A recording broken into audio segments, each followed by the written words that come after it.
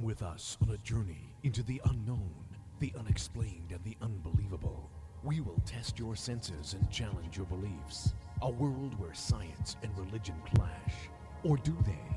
You will meet real people and hear real stories, but you will not believe. You will witness strange sights and hear strange sounds, but you will not believe. This is the New England Ghost Project. Welcome to the nightmare. Good evening, everyone, and we're back. Yay! I am Ron Kolek, your host, and welcome to Ghost Chronicles Next Generation. And I'm here, of course, with the tiny, the blonde Bombshell. It's a long story. We're not going to go there. We're not going there? Damn, that was my best line. Well, thanks for tuning in. Come in next week when we'll go there. No, we're happy to be back. We had a little break last month. The clown kidnapped us and said he was going to host our show. So once we get out of that, that was really decided cool. to come back. That was really cool, by the way. So we were at the Ocean State Paracon, what's her face and myself. And What's her face? Tiny. Yeah, and there was like this badass clown behind us, in front of us, whatever. And I came up with that idea.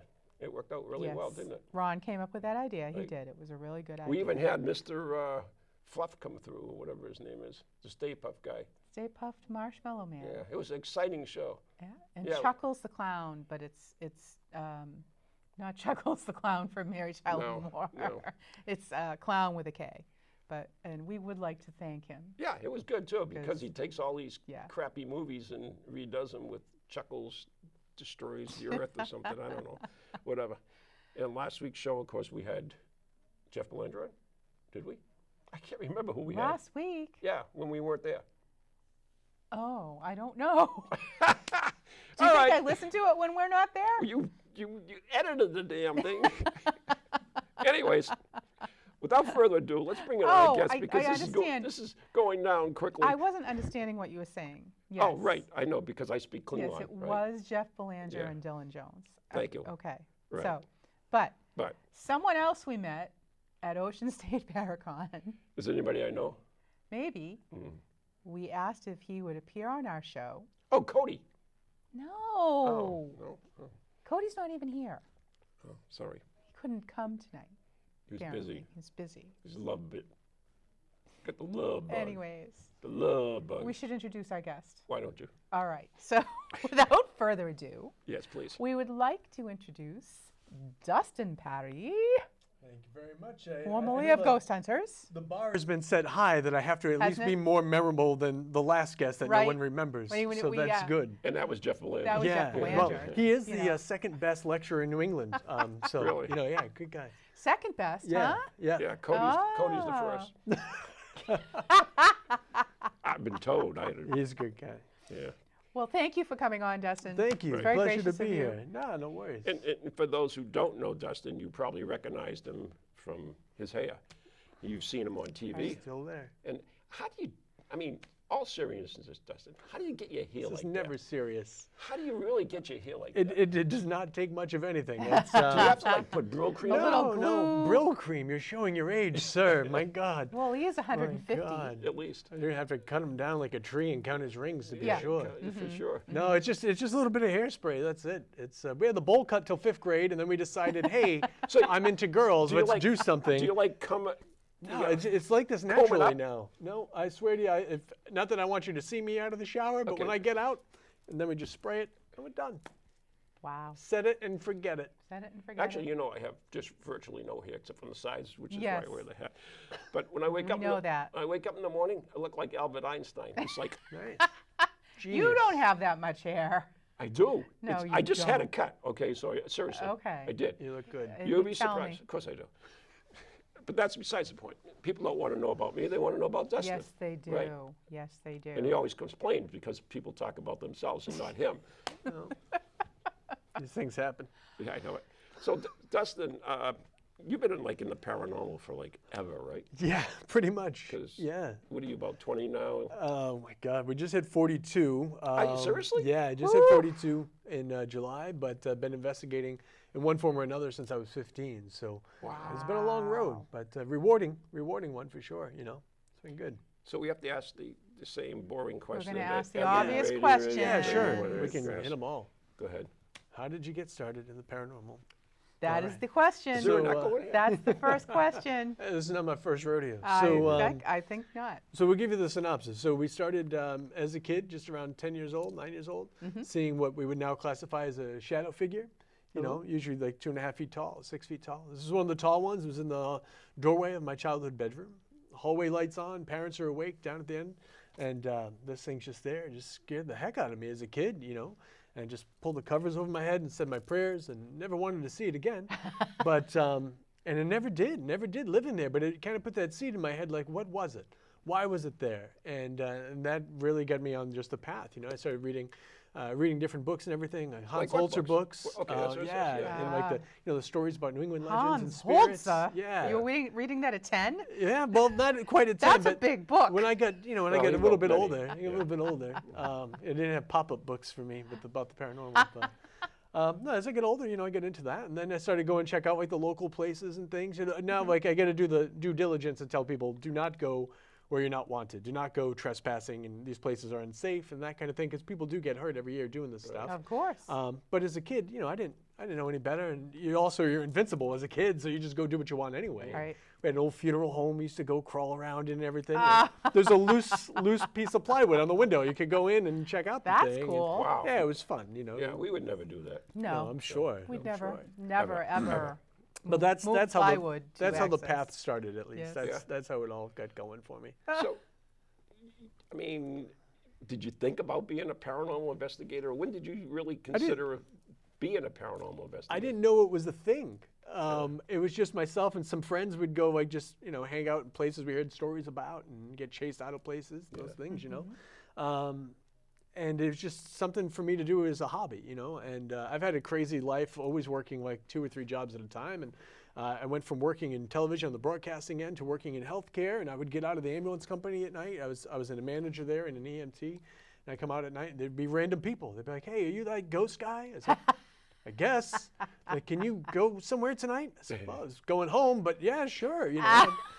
I always tell Thought I'd people go there was to a heck of a bed. lot of trust Should I involved bring the because ambulance? people would just show up and I would take them with me out into the woods and they trusted me and I trusted strangers out in the woods. And we'd go have, check out old buildings and stuff. And it wasn't until Ghosthunters was on season 1, I came home one night and I'm flicking through TV. And it's like, wow, these guys are being invited in homes and like helping living people and not getting chased out of places and doing things appropriately. And so I wrote to all of them and nobody got back to me the first time. I like to always remind them, none of you wrote back to me. Every time you call me to be on your show, remember, originally the answer was no. You didn't want anything to do with me. No. But they gave me an interview. We went to a little coffee shop. I had an interview, and I told them what I've been doing, and told them my background in television production. I was like, the way you guys take care of your cables, your cameras, like it's really slipshod. I can help out. And yeah, they're like, Your cabling sucks. yeah, I didn't want to say it that way, but yeah, And they let me be a part of the team, but I couldn't be on the show. That was the agreement. And I already had 2 jobs, so I was happy. Then a couple of months in, they're like, hey, we're filming in Rhode Island. Why don't you come do this case, that case? And I never committed full-time to the show because I was just getting married and I was just settling down. And it didn't seem like this is the way to start a family. Like, hey, I'm going to be on the road all the time. But I was happy to have the opportunities, and I did it when I could.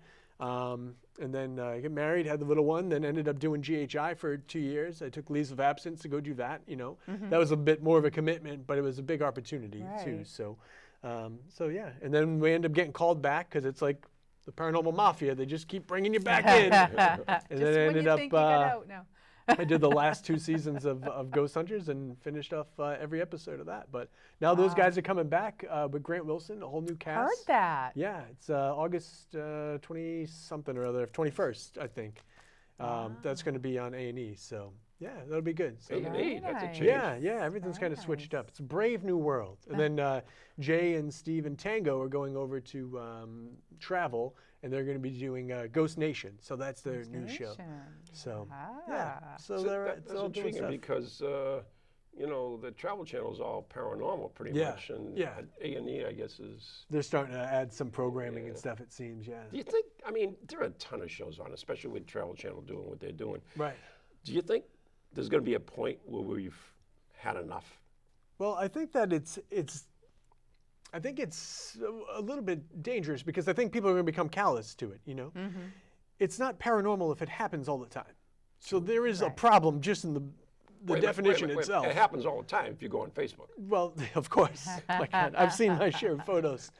It's a side story. But anyway.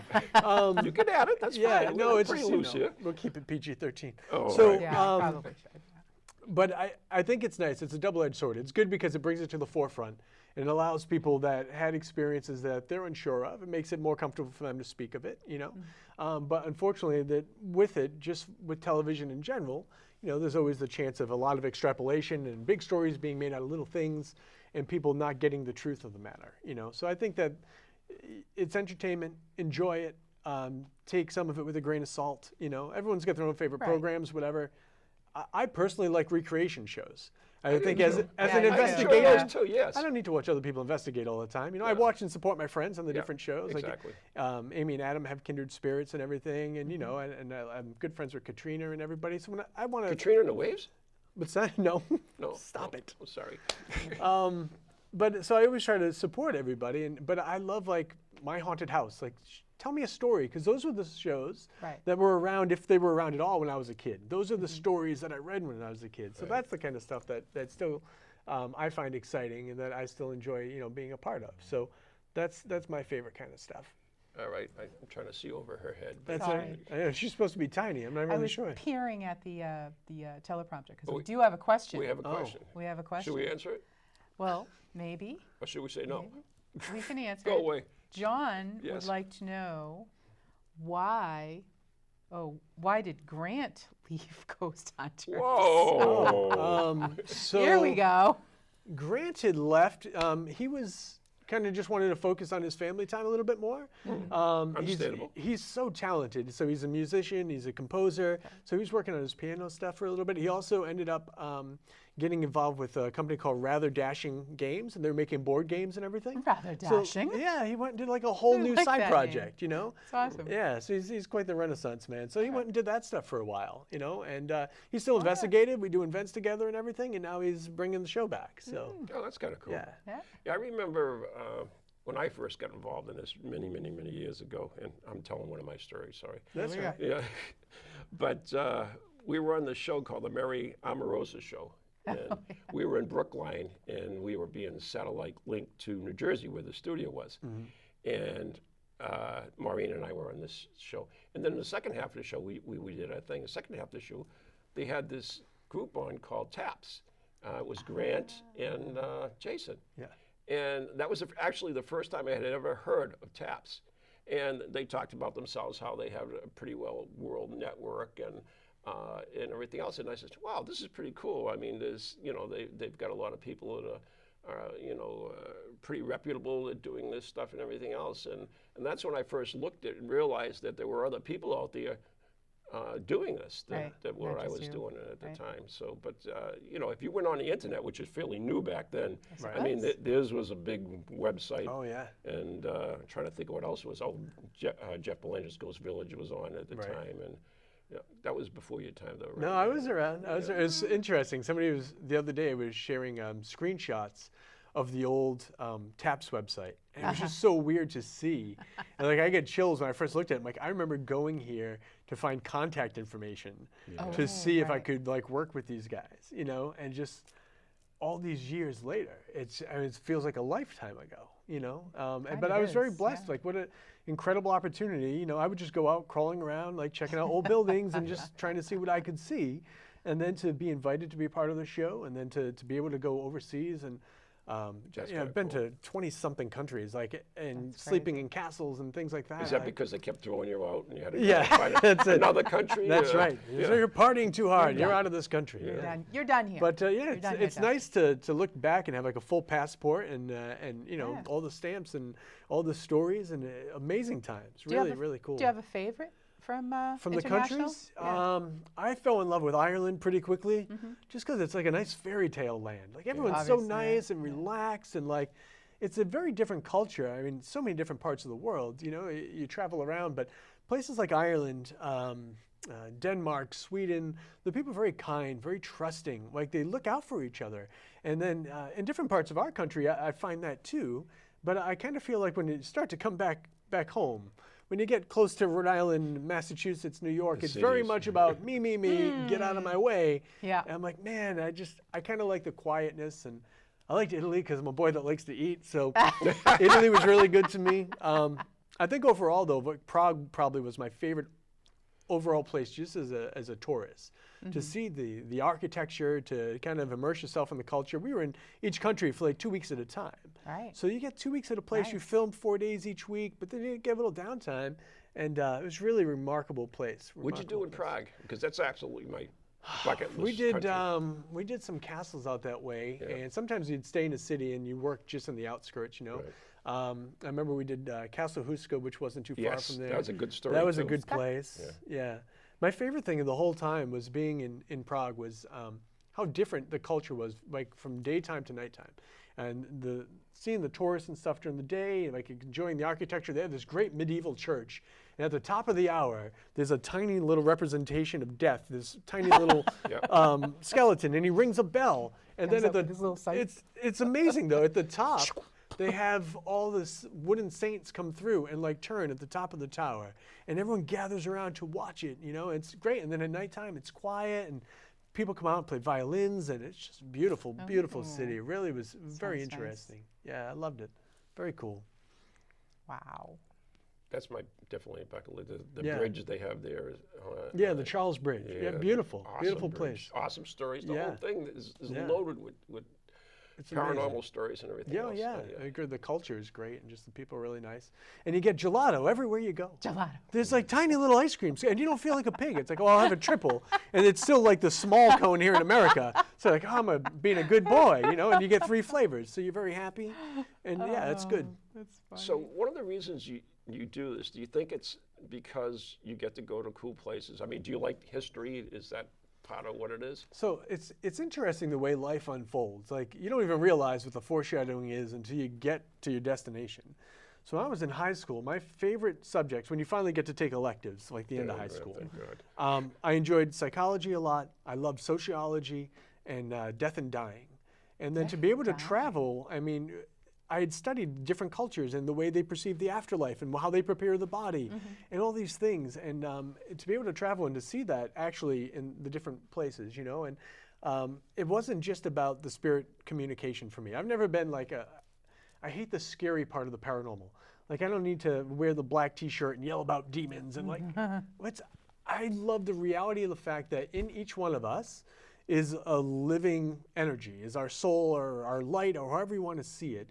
And that after the body, the human experience ends, that goes on to somewhere else. And the fact that you can, every once in a while, just catch a glimpse of it, get a brief recording of it, or have that interaction, to me, that's what the magic was. And that's what I wanted to focus on, you know? And I get like, you're originally at the client's house, you try to bring them some peace of mind and stuff, so you have to document, you have to record. And then on the other side, you're making a television show, so you have to show people the story, and you have to show them the things. But to me, I was just like, when I go investigate now, I don't need all the bells and whistles. I don't want to sit all night staring at a K2 meter waiting for it to light up to red, because what the hell does that mean anymore? Can you light it up to red? Good job. Like, you know. Congratulations. What I want to do is to be a part of that moment and to witness that and to listen and to feel it. And, you know, there's one guy I jokingly called RoboCop at one of the events I went to. Nice enough guy. But there's one of these guys or ladies at every event, you know, like the fishing vest, here's all my batteries, here's my IR illuminator, here's my shoulder-mounted camera this way, and then the other one going that way, and then the glasses that are also recording. I'm like, yeah, if anything appears, my money's on you to be the person to catch it. But can you say you actually witnessed it? Can you say you were a part of it, you know? And that's the part that really blows my mind, because it's such an incredible, really sometimes a once-in-a-lifetime opportunity. Unless you do these things regularly, the chances of you just coming across a ghost are so slim to none. But if you do this a lot and you're around these things a lot, obviously your chances increase. But to belittle that moment down to this lit up to red, it's just, and I get it. And I try not to fault people for it, because I can see how it's exciting if you don't think about the bigger picture and you don't do this all the time. But if you do, it's such a bigger conversation. and they would never let me have that conversation on TV. I tried to talk about it, they just edited it out because I get it. It's not a documentary. Right. It's entertainment. You know, we need the wow factor. We need the scary moment. We need the, you know, the funny thing. It's like, fine. But I was always hoping in doing the television show that somebody out there would want to talk more about that. And then, you know, thanks to the advent of social media and all that stuff, that's given me that platform to still carry on those conversations and take it beyond the paranormal to doing my motivational work and just trying to get people to do more because things. of that, you are into your motivational stuff as well. It's become, it's interesting. So MySpace, the time before Facebook. MySpace. You know, like it's like BC and AD. I love so. MySpace. Me too. You can put music on it. Yes, you know, I had the theme of X-Files on mine. When you came on my page, that's what you got, the X-Files. It was nice because I always felt like changing your background, putting that music, it told a little bit about you, your current state of mind. Like, you know, it's great. You're inviting people in. Right. And like, to me, Facebook is just so like aesthetically like Apple. It's like everything now is just clean and drab and just, it's just nonsense. But anyway, but back in the day, people would write to me and, you know, it started with, here's a photo of an orb. Here's a photo of this. Do you think this is my grandmother? And I was like, I don't know. I never met the woman. Maybe. Was she round? Like, but she light up. Did she light up a lot at night? Round and fuzzy. But it went from that to, because you're on TV, people think you know the answers to things, you know. You're the expert. Yeah, for sure. Because you're rich, people think you know. And by the way, reality TV, I still work the day job, so not rich, but thankful nonetheless. But people would write to me about that, and then it was, I hate my day job. What should I do? I was like, I don't know. Like, I walk around in the dark, and sometimes I say, what was that? I'd say that's not your career move, but you know. But I just told people, like, listen, like, you want to be an actress, you want to be a singer, a songwriter. The chances of you being that 1% that make it big are probably slim. It doesn't mean it can't happen, but it's probably slim. But in the meantime, you're a waitress or you're whatever. Just don't do something you hate because this is your life. You only have so much time. Don't do something you hate, but on the side, even if you don't make a lot of money, even if you don't make any money, go work at the local theater. Go perform at the local coffee house. Do something that keeps that passion alive so you're still living while you're doing the other job just to pay the bills and everything. You know, my friends and I refer to as, from Harry Potter, the muggle job. You know, I can't go around being a wizard all day, so I got to do the muggle job. But then it allows me to do the other things that I want to do. And I think that's important. And I still try to get people motivated to do that kind of stuff. So do you, I mean, how do you do that? Do you have people come to you, or do you like do seminars? I mean, how does this go? So a lot of it comes out in, like, my earlier books were paranormal books, and then my later books were kind of a little bit of everything. Yeah. Books. We've got books everywhere. Still writing more too. I love to write. I love a good turn of phrase. I like a little story here and there, and I put a lot of motivational moments in my books, in my writing. You know, and a lot of comical things and. But a lot of it comes to. I thought you were very serious. Slow down. I did a 60 video series on YouTube. It's called Hey, Got a Minute? And because my brain is so wonky, I couldn't just be like, hey, you can do this. You can be a better person. Like, I wouldn't watch that. I need to be entertained. If I'm going to do it, I got to enjoy doing it. So every day of the week has its own theme. So it's like Soulful Sundays, where I talk about like a different religious belief or something from a religious text. Melodic Mondays, where I dress up like Elvis or one of the Beatles, and I use a song lyric, and then I explain why that's a motivational thing. Techno Tuesday, I wear these ski goggles and hockey jerseys, and I yell about how technology is separating us from each other. And oh my goodness! It's I'm crazy just stuff. Have to find this. Now it's on great. YouTube. Just my YouTube channel is very simple. It's just youtube.com/Dustin Pari. There's 60 We'll of them. you. They're like 3 minutes long to 4 minutes long each because we're all really busy, you know. That's so right. I put that out there, and then I travel around. I do seminars and everything. I do some work for the American Foundation for Suicide Prevention. I do fundraising lectures and things for them, and I was a part of their overnight walk this year in Boston. And I'm very thankful to say all my viewers, all my fans, all my friends out there, they all contributed, and just myself was able to raise $6,000 and then some awesome. for that foundation. And my core message is that we are all in this life together. I feel we're all souls going through this human experience, and that while we're here, we should be looking after each other and lifting each other up and loving each other. And that's what I'm about, you know. And actually, not far from here, but in in Bridgewater, my friend Tiffany Rice, she's a spirit medium, local girl, nice person. I'm doing an event at her shop. It's 200 Elm Street, and I'm going to be there August 28th, and I'm doing a very special lecture on one of my first books, which is called What's Next. And that lecture is, that's that handsome one in the middle there. This one? Yeah. This one. The little one? Yeah, yeah. And that one talks all about, there camera. you go. This There one you here. go.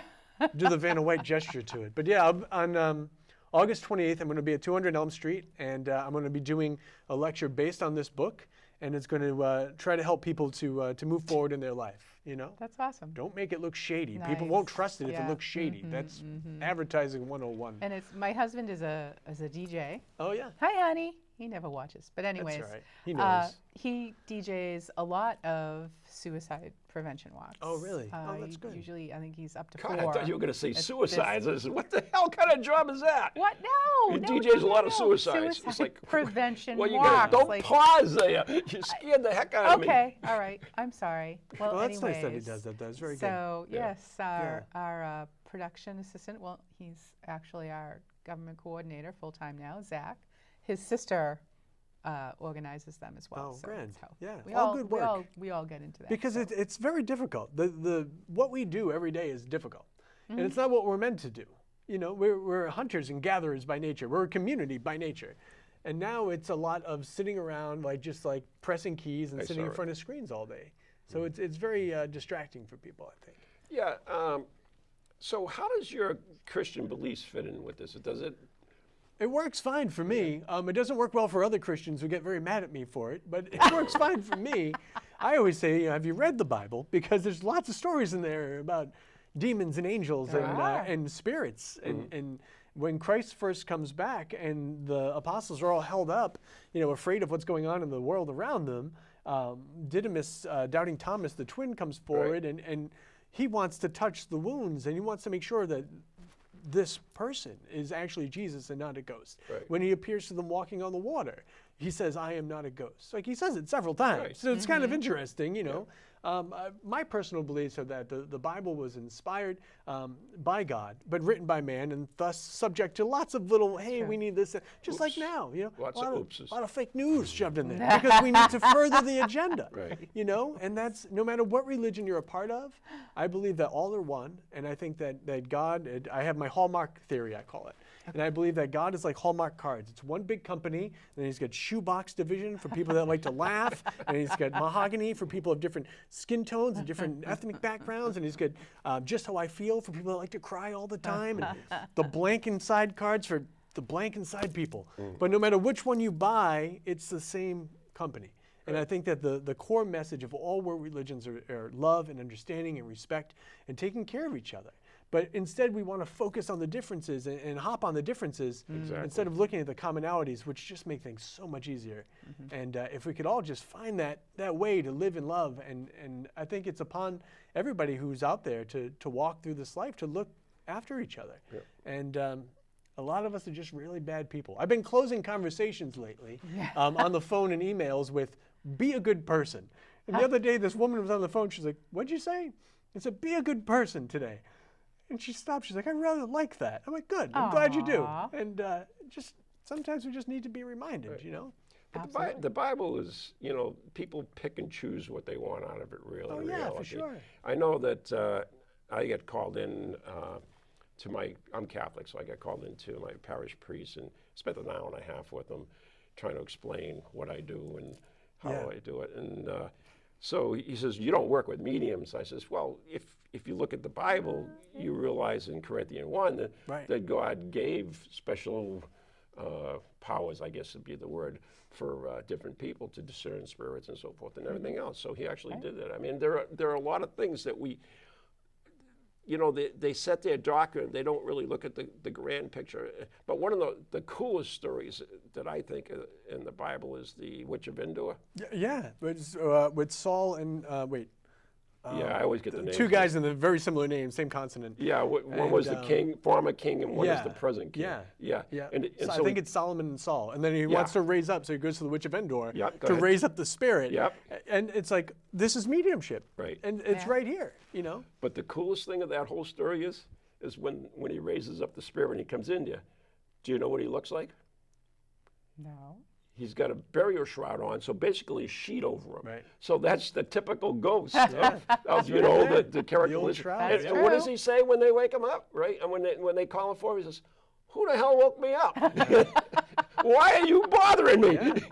It's interesting, though. You're right, though. People pick and choose whatever piece of religious doctrine, whatever piece of dogma they want to further whatever agenda is the flavor of the day. You know, I've always, I spent some time reading some of the Gospels that were thrown out because I like, these are interesting. And at one time, these were just as important, if not more important, than the ones that when they said, hey, we're going to put this together in you know, one nice Bible here it is. Just because it didn't agree with what was going on that day. You know, you start reading like the books of Enoch and everything else, and we get to ancient aliens, and then I'm like, JoJo's too close. Good times. You know, the thing I always say is that don't think with your head. I mean, if something's right or wrong, you don't think with your head, you think with your heart. Because in your heart, you know whether it's truly right or wrong for you to do this or whatever. It's not necessarily what your head is telling you. Right. So that's what I go. We have to actually go to paranormal news. I didn't. We do. 2 years. It's about that time. Yes, it is. Trying to jump in. I know. Somewhere. So. But we have our paranormal news reporter, Nathan Mayer. What's his name? Nathan Mayer. Nathan. Oh, the guy who brings popcorn. Nate. Yeah, Him. oh, He actually brought Ron popcorn tonight. Again. Yeah. So if we can roll the paranormal news. And we'll come back. Please. We'll take that question.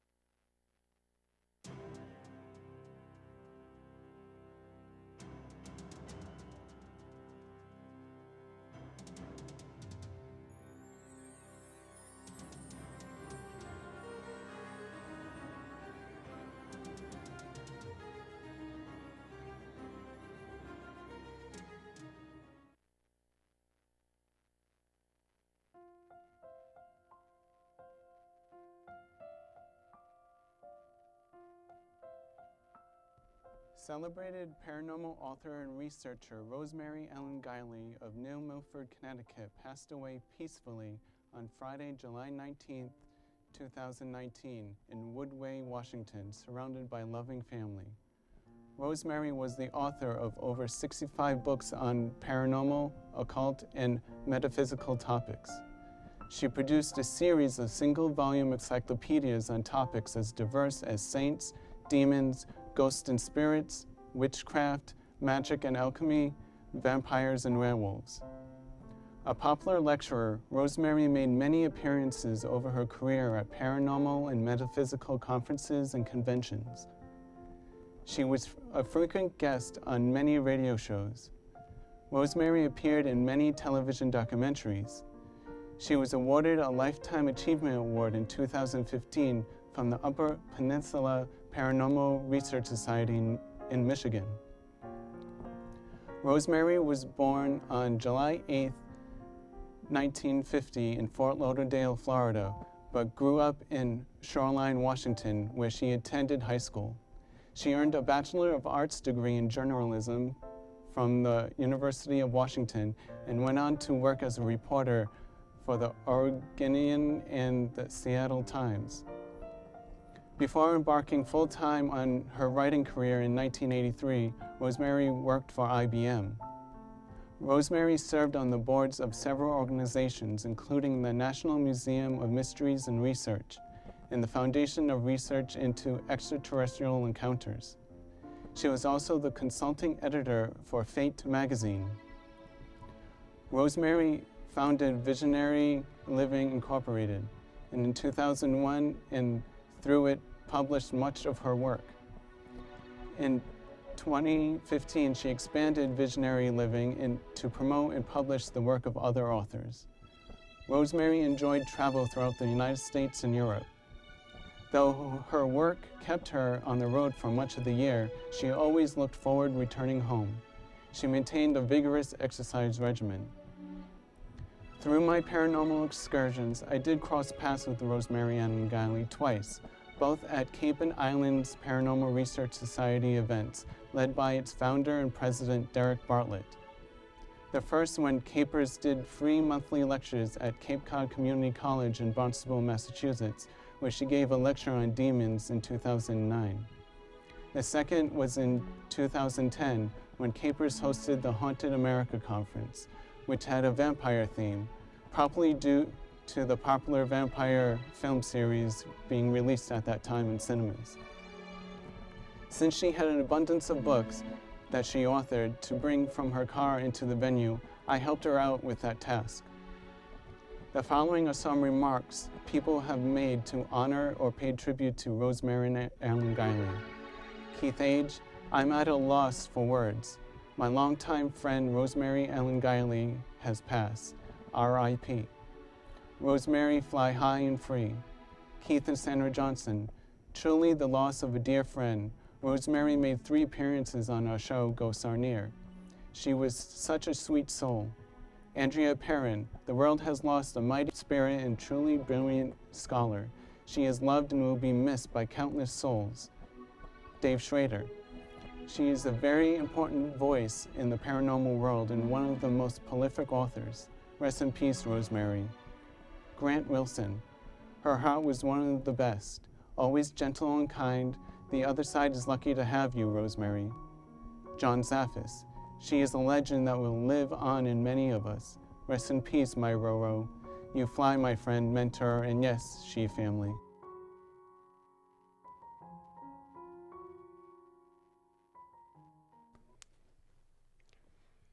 Yeah, she was God probably bless. the #1 woman in the paranormal, without a doubt. I didn't know we were going to be seeing that piece about her, but she was always so very kind to me when I first started doing the circuit and going to events and lecturing and things.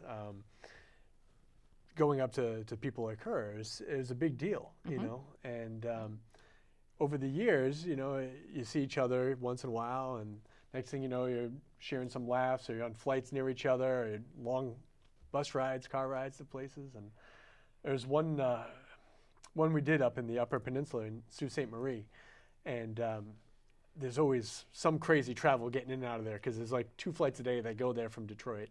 And we were supposed to leave the next day, but because of the weather, they'd canceled our morning flight the night before. And she and I were like, what are we going to do? We both had to get back because we had other obligations.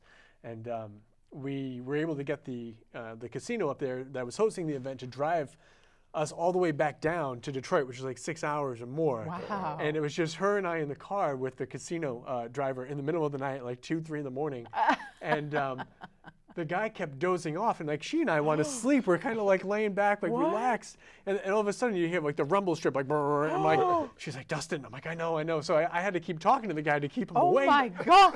It was the craziest thing, but we thankfully made it back to Detroit. We got to get the next flight the next day and everything. But what a sweet woman, what a talented and thoughtful person. Like her books were, she was another person that I felt like when you read her work, it wasn't just like, this is a ghost because there was more to it. There was bigger picture stuff. And so she's definitely one of the ones that's going to be missed. So I think that with that now, I think John Zaffis has become like the Betty White of the paranormal. Like everyone keep John Zaffis safe and on lockdown. Like if you see him eating a cheeseburger, knock it out of his hand because he's like the last legend. Yep. He's, you know, what are you going to do? Like we've lost so many good ones, and now we've got Johnny. Right. Dirty old Johnny. God bless him. You know about my cursed picture, right? Yes, I have heard a time or two about your cursed picture. All I can say is somehow I had her book on my desk. Really? Leave it at that. Well, then keep my books off your desk. If anything bad, So I'm opening up a, what do you call a protection agency? Oh my God. Watch out or I'll hit you with the picture. Yeah, oh my God. She was, I've met her a few times as well. And I mean, she was on the show before many times. Yeah. And she's a good woman, good, very woman. Very nice. God bless. But anyway. We have a question from our TogiNet chat room. I have a question for Justin, too. John, okay, you can ask yours in a minute. Okay. John wants to know, what is your favorite place to investigate? Overseas, my favorite place I ever went to was a little place called the Clark Air Force Base. It was out in the Philippines. It was an outpost for our American soldiers during the Vietnam War. And it's the only place I've ever been where, you know, you get there, they give you the laundry list of this happens. At 2 o'clock, there's a lady in white. Satan shows up at 3. And you wait, nothing happens night after night. that place was the only place I've ever been where everything they told me was going to happen, we witnessed or we recorded it. And it was, as I said, it was a hospital. It was an outpost for American soldiers. It was a hospital. Then it fell into disrepair. And our client was the guy who was the security guard. And when the building was vacant and they're trying to reuse it, he became a laughingstock in the town. People said he was a drunk, he sees spirits. Oh, no. And for us to bring him the evidence of what he had witnessed. That's pretty cool. And when he started hearing it and seeing it, he just started crying. And it was like, it just felt good, you know, like this is what it's about, you know. Vindicated, man. Yeah, exactly. Like he wasn't, he didn't have to feel bad anymore about those experiences. So, and here in the States, one of my favorite places will always be the St. Augustine Lighthouse. As I saw we've had them on the show too. Yeah. Oh, right? such a beautiful location. Yes. Lighthouse is just magical in their own right. Oh, But, it's beautiful. that was the first time I've seen an apparition. Right? I'm sorry? You know I'm big into lighthouses. No, I did not. I'm on the board of directors of the Friends of really? Portsmouth Harbor Lighthouse. And nice. I've investigated probably a dozen of them. They're wonderful, Yeah. wonderful places. But yeah, for sure. they're awesome. They're absolutely awesome. There's something about the energy of them, you know. Yeah. I just, especially the old ones that before they were automated, you had somebody, you know, living there and, Right. and like doing the work. It's just, it's a very interesting lifestyle and position that was so important for so many years, you know. And the lights are still so important, but now with everything being automated, it's just so different. Yeah. But Some yeah. of the mystique is gone. Yeah. You know, There's of some the automation. There seems to be almost like a romantic feel to Right. them, you know. There's Yeah. something about them, and just. But yeah, St. Augustine always my first apparition since that shadow figure. So that was that'll always be a very special place for me. And since I've been back a bunch of times, never saw the woman there again, but we do get a lot of EVPs in a very heavy Spanish dialect around the base of the lighthouse, and that all ties into it being a Spanish settlement ahead of time. So really cool place, very nice. You do a lot of conferences, right? Yes. I think you told me some ridiculous number last year. We What did you say? We did 52 last year. 52. Wow. There's only 52 weeks in a year. I You know, that, right? yeah. Well, October's really busy. I mean, I'm like Santa Claus, but in October. Cram So. it all in. Yeah, Right. Yeah, very busy. I actually heard a story about you too. You were in Safe for TV. San Antonio, I believe, and you decided to go to the Alamo late at night. I heard something about that. This is a Belanger story. What were you going to do? What were you going to do at the Alamo? We did nothing. We went and had ice cream at a little place across the street, and we made jokes about it being a la mode, but nothing else happened. Really? Anything else is just a fabrication of Jeff Belanger. Really? Yes, sir. He denies all association So with there's this no story. video, so it doesn't There's no- exist. there's no So it evidence of doesn't anything. exist, right? Yep, Okay. indeed. Understandable. So you've got a lot of books here. Yeah, sure. Let's move along. Okay, let's I had paddle. to ask that. Start paddling, Ron. Start Jeff told me paddling. to ask you that. That's all I'm saying. She's like, oh, I got dirt on Dustin. I'm like, that's your Only dirt? the dirt is I was hanging with Belanger. Really? that happened. explains That's a your lot. first yeah, problem. yeah. Yes. He's like a human VD. Sorry. What was Sorry, that? just blew out I think that's how everybody's- he advertises himself. It's on his Oh, my- website. Yeah. Yeah. My boy. EVP specialist for the Ghost Project, when first one we had left, and then we had another one that came in, and he kept getting nothing. So I always told him he had EVP-ED. There's a pill for that now. I think there's a gummy now. Thank It's a God he cool took pill. it because, things are better now. Yeah. So now one of the things Are that these posable? by the no, way? no, oh, be careful. No, Prudence is not posable. Then why is it segmented? She's it looks like glued you back should be able together. to. I glued that together. Well, her hands used to come off. I'm and then glued they, together too. And then they really came off and Yeah. broke, and Ron fixed them. Ron fixed them. So my question, because when I was reading your bio, refers to your surgical company. Oh yeah, the Tell day us job. about. I want to hear about The Muggle struggle. the Muggle thing. So, as I said, I worked for in media for many years, for CBS and Fox News. I worked in radio, and then I got into healthcare. And from working on the ambulance, I ended up working at an oral surgery center, facial oral cosmetic surgery. Oh, yeah. And was their anesthesia technician for more than a decade. And I still work there. The COO of the company now. I run our offices in Massachusetts and Rhode Island. Oh, wow. So that's the 40-plus hour a week job, and then on the weekends we travel and do paranormal lectures, do motivational lectures. Christmas time comes, we do Christmas lectures, and we just keep things going. But yeah, it's interesting. You know, it's not what I ever thought I was going to get into. You know, but we do everything from wisdom teeth removal to like Botox and all that, breast augmentation. Oh, I have a drawer full of fake goodness. boobs. Like, it's never a bad day. You just go visit the Wow. drawer. You know, it's wonderful. I know. Good times had Open the by drawer, all. put it back and forth. Yeah. Put it back. Just a little wiggle. Wiggle, wiggle, and a jiggle. You're a dirty girl, Tiny. She is. She's terrible. Oh, I get God, roped into these that things. is funny. You know, I've That opened is this book really 18 times funny. and always came to the same page. Now I Oh. can't find the stupid that's page. okay. it was Oh, on. well, it must not be Carmen Yeah, then. that's all right. But I had a question for, we were looking at, maybe it's the wrong book. No, it's this Maybe. book. All right. Cemetery Stomping. What the heck Oh, is cemetery Oh, stomping? so that book I wrote with my good friend, my Irish brother, Mr. Barry Fitzgerald. And one of the things that we wrote, that was our first book called The Complete Approach. And so we wanted to talk a little bit about, yeah, that's it. This is it here. See? Yes, There you very go. nice. Oh, Oh, don't take out the there's chair. a lot going on, yes. So anyhow, that one's there. We wanted to write a little bit about different people's approaches and the way groups get started and things like that, you know. Because I personally am not one to ever go investigate cemeteries and such. I know there's some great Yeah. stories of apparitions and residual stuff. I always think, Nah. can you imagine being dead and being like, you know what I'm going to do? I'm going to stand right here over the body. Just to hang out and Right. see who brings me flowers. Uh-huh. Like, it just seems like, if you think about it that way, so in a graveyard, you just get a bunch of people that are, forever tethered to their corpse? That just Little doesn't seem to make chain. much sense. So I always feel like, I love cemeteries. I love reading the old Me too. epitaphs, and there's just so much, Oh, yeah. it's like a nostalgic, weird little happy place. We And did- there's no people there to talk to, so no one bothers you. I love it, yeah. I put my music on, and I just wander around. We did not have a cemetery tripping tonight. Usually I do a cemetery tripping Oh, yeah. segment. And I have a Facebook page called Cemetery Tripping. It's so nice. And I photograph old graves. So usually I have that on tonight, but we had a tribute.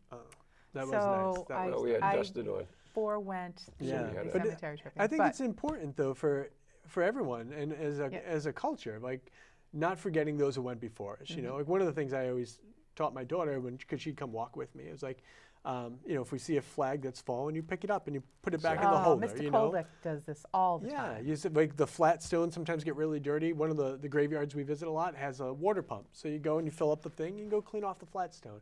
Even though we don't know who they are, and maybe there's no family left to come and to take No. care of this anymore, you know? But I like to think that those little acts of kindness add up in some great go. cosmic way, you know? Get another feather for your wings. So yeah, it's Oh, look at it. it's nice. And to counterbalance the horns. That's Also right. good. Hold also up your, the good. horns hold up your halo. Yeah. So cemetery stomping, is that an Irish term? Is that how where Yeah, that I know, came he's so Irish. I've Who knows what he never was saying heard half of the I've time. never heard of it before. That's what Yeah, kinda changed. that's part of that Irish brogue. It gets the ladies all excited, you know. Oh, it does. Anybody with a foreign accent does. Yeah. does. Steve Carson comes over here every year and he's like, "Oh, please." Yeah. He's not that good. No. But think about it. If you go to Oh. another country, you're the rock star. People love you, Yeah, I don't right? think so. No. No. The English accent doesn't quite do it. Yeah, it doesn't So do it. paranormal rock star.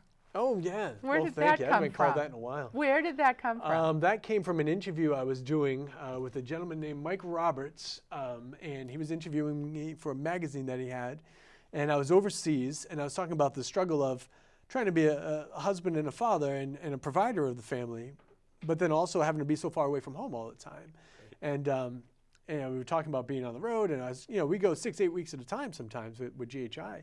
And he said, well, when your daughter gets older, you can tell her, your dad's a paranormal rock star. And I was like, that's kind of interesting, And then it just started coming about, and so that's good. Lately, we've been calling myself the Steel Unicorn because I'm magical and mythical, Steel but yet unicorn. very masculine.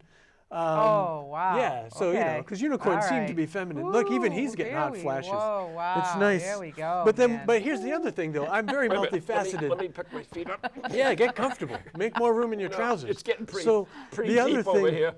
The other thing is, because not all days are magical and wonderful. People are like, oh, you're on TV, everything must be great. I'm like, it's not all sunshine and rainbows and lemonade in my world. Trust me. There's an hour and a half of traffic each way to the office, and I sit there and I press buttons like the little monkey all day. It's not fun, But so sometimes I call myself Trying Turtle, just trying to make the world a better place, trying to help people out, trying to Trying do what you Turtle? can. And some days it doesn't work for old Trying Turtle. And you just have to Okay. go back in the shell. And I have one of my videos on Hey Gutterman is all about shields and life support in Star Trek. And just when things go bad in any version of Star Trek, You shut everything down except shields and life support. Right. You just protect yourself and go. stay alive. There you go, Russ. Until you can go forward. Russ is a Star Trek fanatic, See? our Yeah, director. he actually has a Making fans TV here. show called Trekkie Talk. Oh, nice. Yeah. Grand. Talking Trek, Whatever. not Yeah, Trekkie he's talk. Same dyslexic sometimes. These things happen. Yeah. That's all right. If I said it right, no one would think it would be me. Yeah, Right. this is also true. So I actually have a paranormal question for you. You Sure. like talking paranormal, or do you just? That's all right. You got to dance with who brought you. Right. You got to dance with who brought you. I mean, I still love it. I love the field. I Right. just hate the nonsense that's been heaped I upon don't care it. about the nonsense. Then I let's mean, talk about what's real, my friend. Yeah. So this is kind of a real question. All right. It's what you believe, I would think, because you talked about cemeteries and people dying and hanging around, right? Yeah. So, do you think that after you die, that there is such a thing as time? Is it temporal?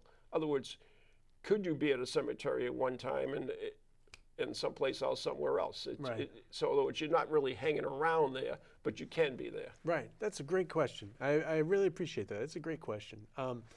Funny enough, one of my new... You're really buttering me up. No, it's good. It's good. You can take me out for beers after the show. Yeah, that's what I figured. One of the things in my newest lecture I have is called How Soon Is Now?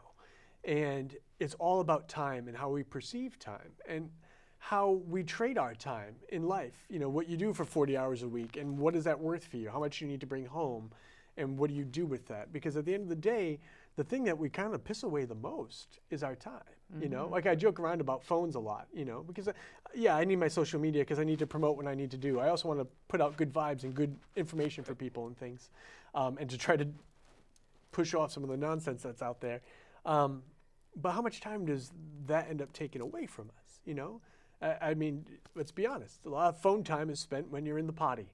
And then sometimes you're sitting there and you've gone down the rabbit hole on the phone and now your legs hurt and your bum hurts and your intestines are empty, but you're still on the phone. What the heck just happened? Why am I still on the phone? It's crazy, but it's true. And I start to realize how important time is. And so I do think that when we pass away, our understanding of this perception of time is not quite what it is at all, you know? And I think that, I don't know if like bilocation would be possible, but I definitely think you don't have to travel. Right. You know, like I think that element goes away. I also am under the understanding that I really like in some of the as we talked about the books that weren't put in the Bible that were pushed away. They talk about the Essenes, who were probably the group that was closest with Christ when he was on earth, where he came from. The Essenes talk about heaven being an actual place, and it's just not that far away from where we are. It's just we're not able to perceive it all the time. So what if those little glimpses we get sometimes of spirits coming forward, they're visiting us just from that little thing. That's why when people's like, when Susie Psychic breaks out her crystal and says, for $20, I'll get grandma to heaven, slow your roll. Exactly. You don't know, I don't know, put the rock away, sister. I mean, collect them if you like sent them all to the light. Use them for magic and stuff like that. Like, I love a good crystal. Like, I've got collections and stuff myself, and I like, you know, herbology and all these other things. But the idea that some woman is going to get grandma to heaven if you give her $20 and she gives you a rock, slow your roll. The idea that you have a demon in your house and you bought a sage stick at a convention and you're going to go home and smudge and the demon's going to be away. I love that one. You work at Kinko's during the day. You're not a damn wizard. Like, what are you doing? But this is the things that we're telling people. And we're like, oh, yeah, it'll work.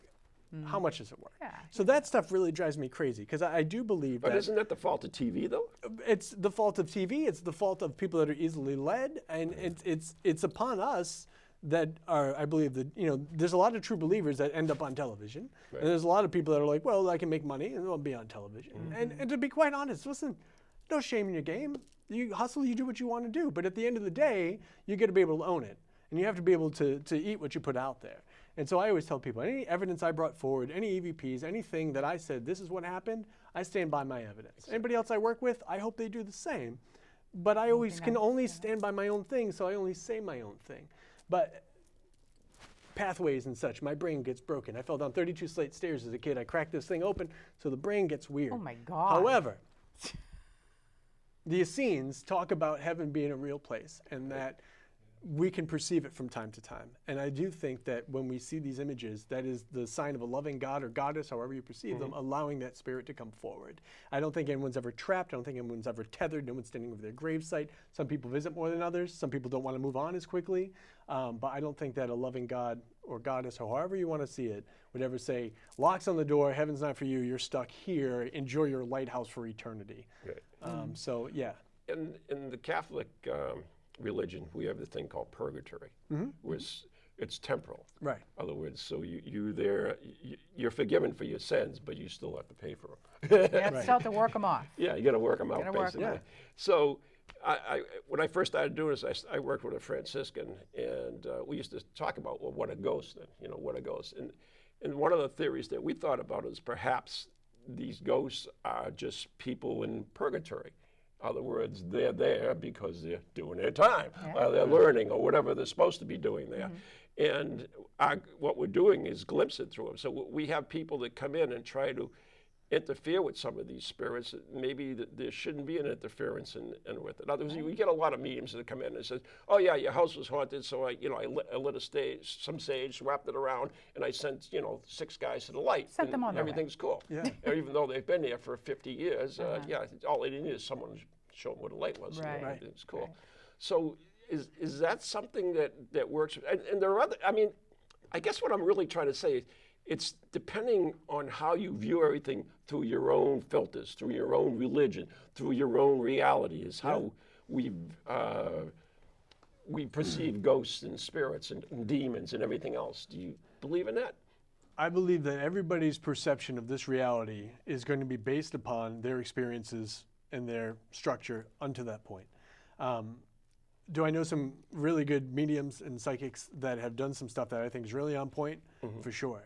I know some people that I've seen just stop somebody and give them a reading because they need to give them that message, not because they need to collect $5. Right. Wow. I was like, real deal stuff. Right. I believe some people do have that ability. Oh, I do too. I'm not for trying sure. to say that. No, and I know okay. you're not. Yeah. I'm just prefacing the rest of the crap I'm going to Okay. say. So I believe that for sure.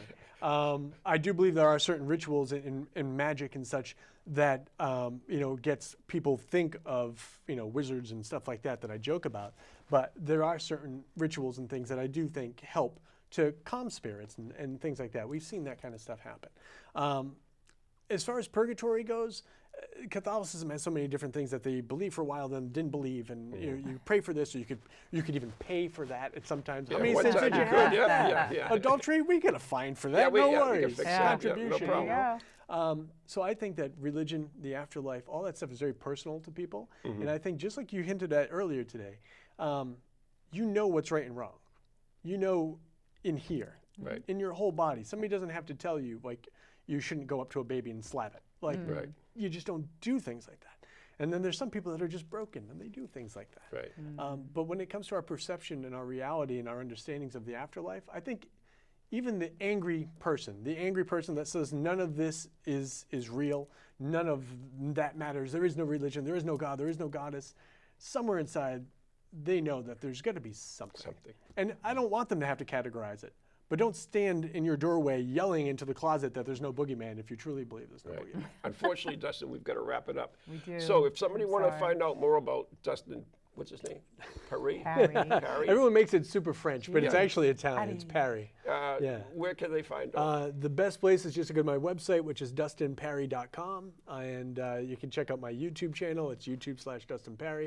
I'm on Twitter and Facebook and stuff. And come check me out at 200 Elm Street on August 28th. Tickets are available through my website. It should be a great time. Sweet. Wonderful. Dustin, thank you so much. Thanks for it's been a coming pleasure. on. This has been Can a you lot take of us fun. out with a song quickly? Do you want a song? Anything, quickly. Oh, he's Fast. so sweet. Quickly. We gotta go. Good night, sweetheart. Well, it's All right. time to go. Good night, everybody.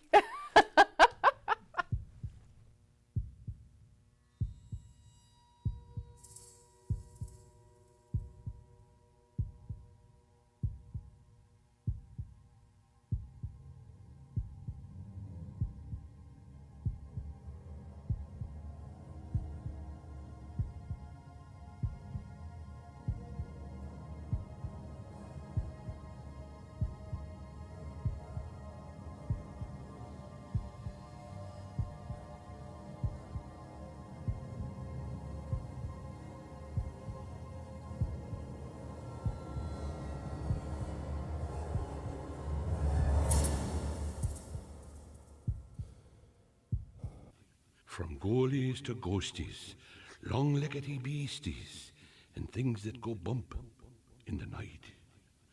Deliver us, good Lord.